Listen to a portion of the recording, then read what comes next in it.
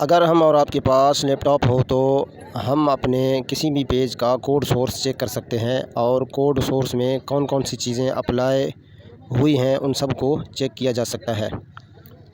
अब अगर हमारे पास कंप्यूटर या लैपटॉप नहीं है तो इन चीज़ों के बग़ैर हम मोबाइल के ज़रिए से अपने कोड सोर्स में किसी भी चीज़ को कैसे चेक कर सकते हैं।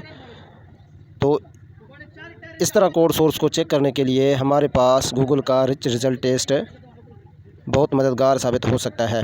जैसे मेरे वेबसाइट का होम पेज है, उसको मैंने आके यहाँ पे पेस्ट किया तो इसके व्यू टेस्टेड पेज पर क्लिक करके मैं अपने वेबसाइट के कोड में किसी भी चीज़ को चेक कर सकता हूँ।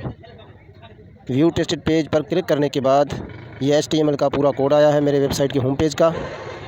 तो ऊपर 3 डॉट पर क्लिक करके फाइंड इन पेज के अंदर चला जाऊँगा और यहाँ से मैंने देखना है कैनोनिकल को।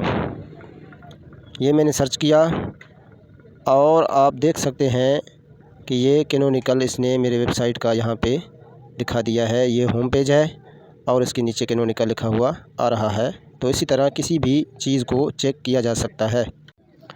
इसके अलावा इस तरह कोड सोर्स को चेक करने के लिए गूगल का URL इंस्पेक्शन टूल भी काम दे सकता है।